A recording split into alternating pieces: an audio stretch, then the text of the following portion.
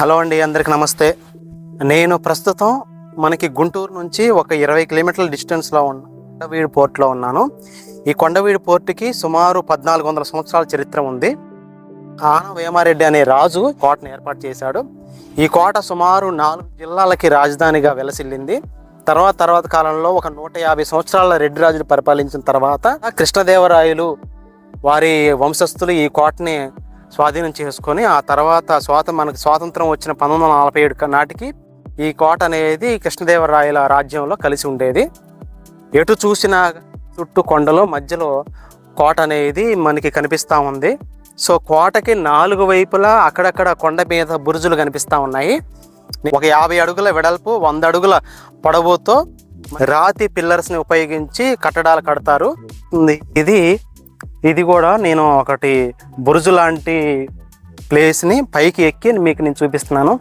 చుట్టూ చూస్తే మీకు కొండవీడు కోట యొక్క చుట్టూ 4 వైపులా కనిపిస్తుందండి.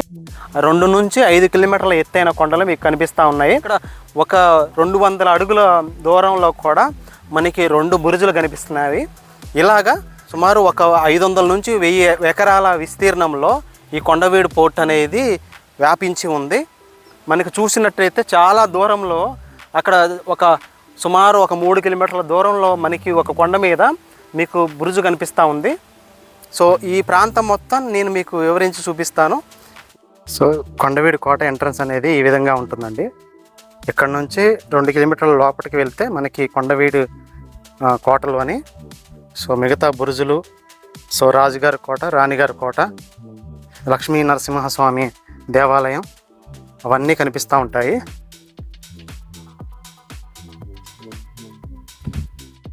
కనిపిస్తుంది కదండి, ఇది పాము మెలికలు తిరిగినట్టుగా మెలికలు తిరిగి ఉన్న దారి. ఇదే కోటకు వచ్చే దారి. కాపలా కోసం ఉండే ప్రాంతం ఇది. ఇక్కడ అన్ని కోతులు సంచరిస్తూ ఉన్నాయి. ఇవే ప్రస్తుతానికి ఈ కోటకు రక్షణ దళాలు.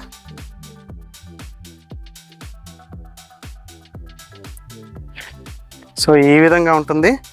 ఇది కోట గేట్ ఏదైతే ఉందో గేటుకి ఈ విధంగా ఉంటుంది. ఎవరైతే రక్షణగా ఉన్న సైనికులు ఉన్నారో వాళ్ళకి అధికారిగా ఉండే వ్యక్తి ఈ ప్లేస్లో ఉండేవాడు. ఇదండి, ఇది తూర్పు ద్వారము.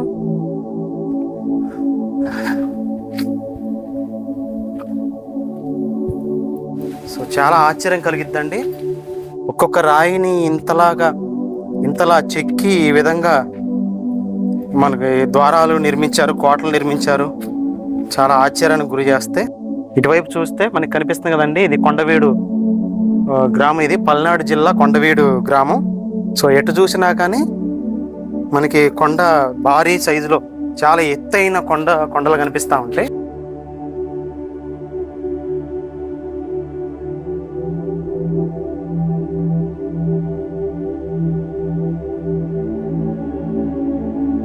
ఇక్కడ చూసినట్లయితే మనకి మధ్యలో దేవతామూర్తి కనిపిస్తుంది. చుట్టూ ఏనుగులు పూలదండలు వేస్తున్నట్టుగా కనిపిస్తుంది కదండి. ఇది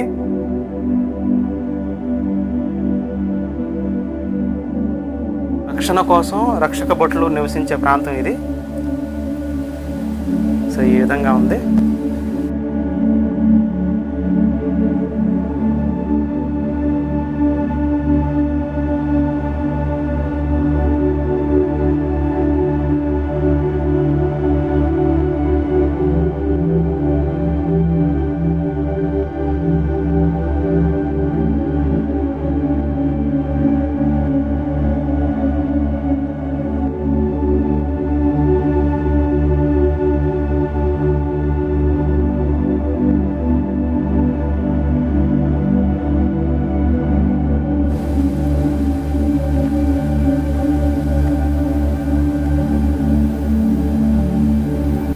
రాజుగారి బంగ్లాకి వెళ్ళబోతున్నానండి. రాజుగారి బంగ్లాకి వెళ్ళే మార్గంలో కొత్తగా శివాలయం మొదలుపెట్టారు, కానీ అది పూర్తి చేయలేదు. కనిపిస్తుంది కదండి, అదే శివాలయం కట్టబోతున్నారు, కానీ అది పూర్తి చేయలేదు. మనకి ఎంట్రన్స్ నుంచి వచ్చిన తర్వాత మధ్యలో పార్కింగ్ ప్లేస్ ఉంటుంది.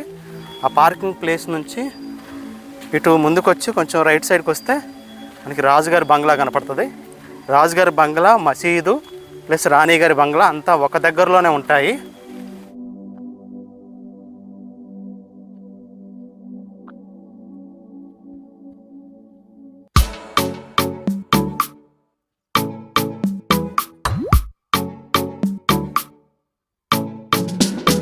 కనిపిస్తుంది కదండి, ఇది రాజుగారి బంగ్లా కనిపిస్తుంది కదండి. సో సుమారు 1600 సంవత్సరాల చరిత్ర ఉన్న ఈ కొండవీడు కోటకి రాజుగారి బంగ్లా అనేది ఈ విధంగా ఉంటుంది. తర్వాత ఈ బంగ్లా అనేది బ్రిటిష్ వారికి స్థావరంగా మారిపోయింది. ఇగో ఈ విధంగా ఉందండి బంగ్లా. సో దీంట్లో మనం గమనిస్తే రాజుగారి బంగ్లాని బ్రిటిష్ వారు మోడిఫై చేసినట్టుగా కనిపిస్తుంది, ఎందుకంటే ఇక్కడ ఇనప చోబోలు కనిపిస్తూ ఉన్నాయి.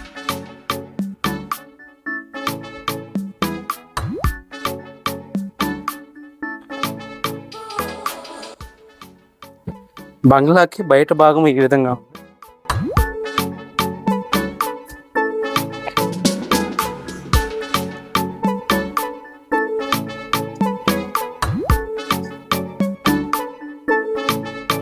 సో ఈ బంగ్లాని మర్రి చెట్టు ఆక్రమించి కలిపేసుకుంది, తనలో కలిపేసుకుంది.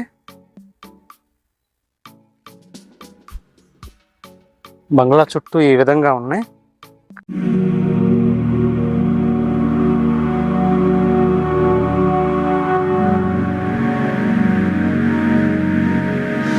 మనకి కొండవీడు కోటలో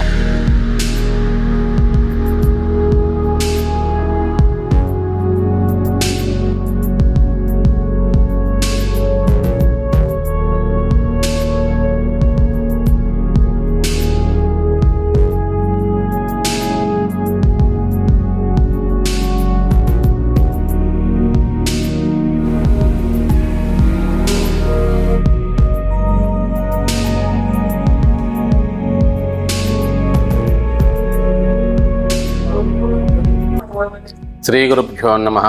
ఉగ్రం వీరం మహావిష్ణుం జ్వలంతరం సర్వతోముఖం నరసింహం భీష్ణం భద్రం మృత్యుమృత్యుర్నమామ్యహం.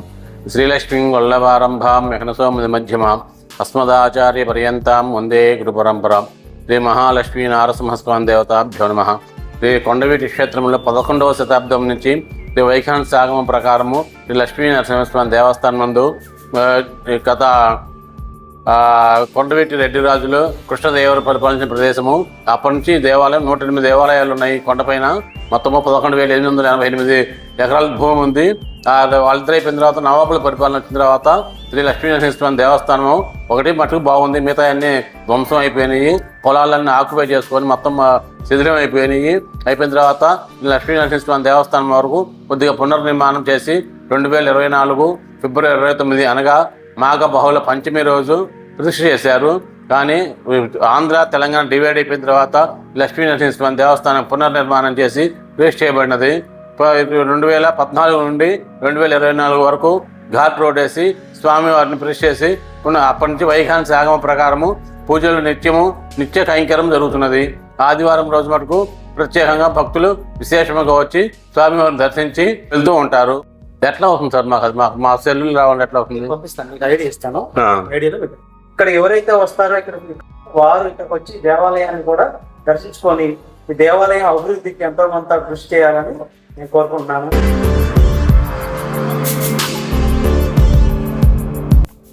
ఇక్కడ కనిపిస్తున్న కట్టడం ఏదైతే ఉందో యోగి వేమన నివసించిన ప్రాంతం లాగా చెప్తా ఉన్నారు.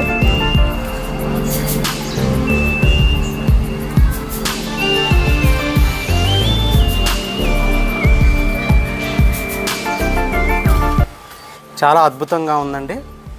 సో భారీ సైజు రాతి పిల్లర్స్ని ఉపయోగించి ఈ కట్టడాన్ని నిర్మించారు. కొండవీడు పోర్ట్లో ఉన్న మసీదు ప్రాంతం. చాలా ప్రాంతాల్లో నేను చూశాను, ఇక్కడ వాళ్ళ దేవుడిని ఇక్కడ పెట్టి వాళ్ళు పూజించేవారు. ఇది పూర్తిగా రాతితోనే నిర్మించిన కట్టడం. పైన ఇసుక సున్నంతో నిర్మించినట్టుగా కనిపిస్తూ ఉంది. ఇది పూర్తిగా ధ్వంసం అయిపోయింది. సో ఆధారం అని మాత్రమే కనిపిస్తూ ఉంది. అక్కడ కనిపిస్తున్న వెనక నుంచి ఎవరైతే ఉన్నారో ఆయన ఆనం వేమారెడ్డి ఈ కోట నిర్మాణానికి మొదటి రాజు. రాణి గారు నివసించిన ప్లేసు ఇది. మసీదుకి వెనక భాగంలో ఉంది.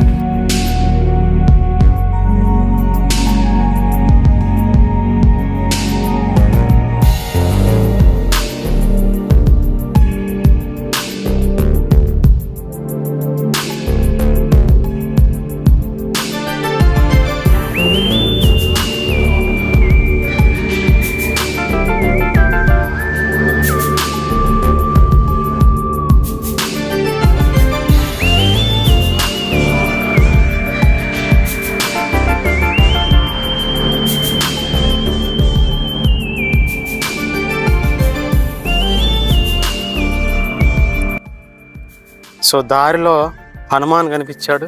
సో హనుమాన్ దగ్గర వానరం కూడా కనిపించింది.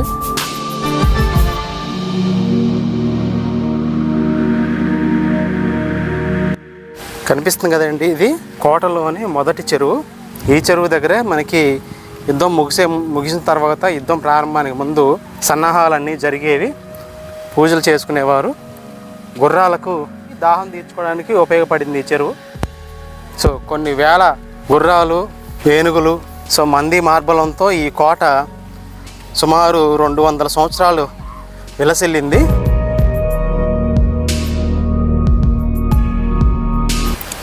వచ్చిన విజిటర్స్ ఎవరైతే ఉన్నారో వారు అక్కడక్కడ కూర్చొని సేద తీరే విధంగా ప్రభుత్వం ఇటువంటి చిన్న చిన్న కట్టడాలను ఏర్పాటు చేసింది.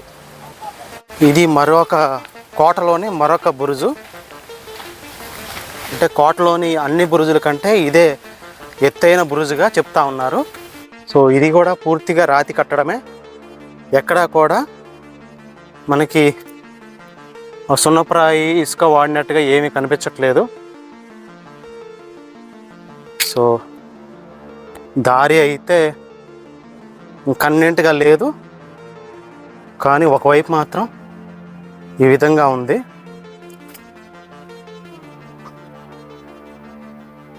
ఇది నేను మీకు రాణి గారి ప్లేస్ తర్వాత ఇది 3వ బురుజు. చాలా విశాలంగా ఉంది. ఈ ప్లేస్కి నేను వచ్చిన ఎంట్రన్స్ మాత్రమే ఎంట్రన్స్ కాకుండా మరో ఎంట్రన్స్ అనేది ఉంది. ఇక్కడ చూస్తే బేస్మెంట్ చూస్తే ఇది గ్రానైట్తో కట్టినదిగా కనిపిస్తూ ఉంది. అంటే బేస్మెంట్లు అన్నీ కూడా గ్రానైట్ రాయిని ఉపయోగించారు. మిగతా పిల్లర్స్ ఏవైతే ఉన్నాయో అవి మాత్రం గ్రానైట్ కాకుండా మరొక రాయిలా కనిపిస్తుంది. మీరు పైన గమనించినట్టయితే పైన ఫ్లోర్ కూడా పూర్తిగా రాళ్లతోనే నిర్మించారు. అందుకని ఇన్ని సంవత్సరాలు, అంటే సుమారు 1400 సంవత్సరాల క్రితం నిర్మించిన ఈ కట్టడం ఇప్పటికీ అలాగే దృఢంగా ఉంది. సో మెట్ల నుంచి నేను పైకి వెళ్తున్నాను.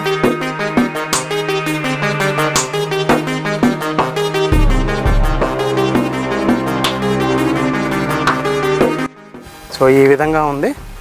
సో కనిపిస్తున్నాయి కదండి, ఇవి కూడా కొన్ని బురుజులు. ఇక్కడ చూసినట్టయితే ఇదొక కట్టడం లాగా ఉంది, కానీ పూర్తిగా ఇది నేలమట్టం అయిపోయింది.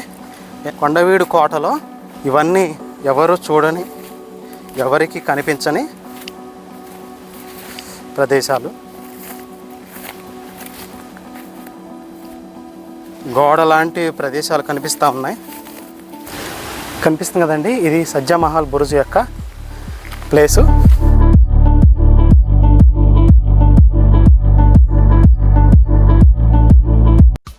కనిపిస్తూ ఉన్నాయి. లోపల ఈ విధంగా ఉంది. ఇది భారీగా నిర్మించబడింది. సో ఒక్కో పిల్లరు ఎటు చూసినా కానీ 3 అడుగుల వెడల్పుతో నిర్మించారు.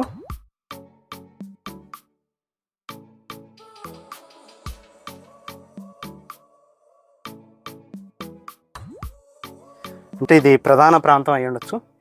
ఇటు చూసినట్టయితే ఇది మనకి ముందు ఉన్న కారిడార్ లాగా ఉంది. సో ఈ కారిడార్ కూడా ఒక ద్వారం లాగా ఉంది. సో ఎంతోమంది కార్మికులు ఈ కోటను నిలబెట్టడానికి విశ్వ ప్రయత్నం చేసి ఉంటారు.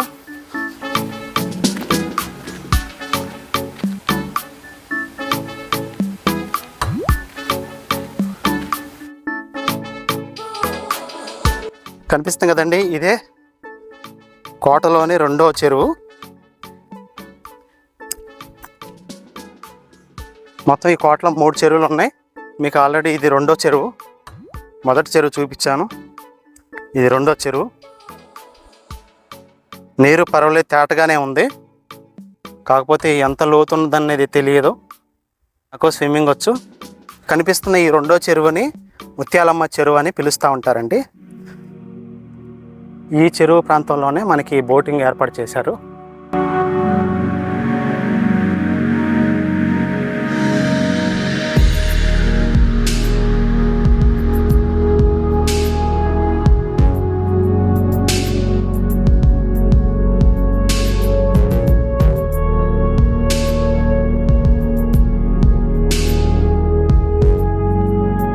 ఇది ప్రకృతి సిద్ధంగా ఏర్పడినప్పటికీ దీన్ని చుట్టూ గోడలాగా నిర్మించి చాలా సుందరంగా తయారు చేశారు రెడ్డి రాజులు. సో చాలా అందంగా ఉందండి ఈ ప్లేసు. ఇంకా సాయంత్రం 4 గంటలకి సాయంత్రం 3 తర్వాత ఈ ప్లేసు ఇంకా సుందరంగా ఉంటుంది. పైనుంచి వర్షం పడినప్పుడు పైనుంచి నీరు అనేది చెరువులోకి వచ్చి చెరువు నిండుతూ ఉంటుంది. సో ఈ కొండపల్లి ప్రాంతంలో ఎటు చూసినా కానీ చిన్న చిన్న కట్టడాలు రకరకాలు కనిపిస్తాయండి. కనిపిస్తుంది కదండి, ఇది ఒక కట్టడం. చూస్తుంటే ఇది ముస్లిం రాజులు నిర్మించిన కట్టడంలా కనిపిస్తూ ఉంది. ముస్లిం రాజులు చనిపోయిన తర్వాత ఏర్పాటు చేయబడ్డ టోంబు ఏ విధంగా ఉంటుందో ఆ విధంగా ఉంది. ఎందుకంటే పైన గుండ్రటి గుమ్మటం ఉంది. ఇక్కడ కనిపిస్తుంది కదండి, ఇది ఆ కాలంలో రాజులు ఉపయోగించిన బావి. దీని చుట్టూ రాళ్లతో నిర్మించారు. సో ఇదండి ఈరోజు మీకు అందించిన కొన్ని వందల సంవత్సరాల చరిత్ర కలిగిన చారిత్రక ప్రదేశం. సో ఇది కొండవీడు కోట అనేది గుంటూరుకి 20 కిలోమీటర్ల దూరంలో ఉన్న పల్నాడు జిల్లాలో ఉన్న కొండవీడు ప్రాంతానికి సంబంధించిన కోట ఇది. సో ఈ ప్రాంతం అనేది సుమారు 3 వంశాలు పరిపాలించిన ప్రాంతం. ఈ కోట యొక్క చరిత్రని మనకి కోట లోపల ఉన్న లక్ష్మీ నరసింహస్వామి దేవస్థానం పూజారి గారు మీకు వివరించారు.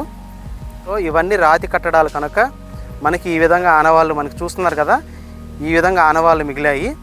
సో రాజుగారి కోట, రాణిగారి కోట, మసీదు, దేవాలయం, సుమారు కొన్ని వందల ఎకరాల భూమి అనేది ఈ కొండవీడు కోట కింద ఉండేది. అదంతా కొంతవరకు అన్యాక్రాంతం అయింది, కొంతవరకు ప్రభుత్వం స్వాధీనం చేసుకుందని చెప్తా ఉన్నారు. కొన్ని వందల సంవత్సరాల చరిత్ర ఏదైతే ఉందో మన భారతదేశంలో నేను మీకు నా వీడియోల రూపంలో మీకు చూపిస్తాను. సో మీకు నచ్చినట్టయితే వీడియోని సబ్స్క్రైబ్ చేయండి, లైక్ చేయండి, మీ ఫ్రెండ్స్ అండ్ ఫ్యామిలీ మెంబర్స్కి షేర్ చేయండి. నమస్తే.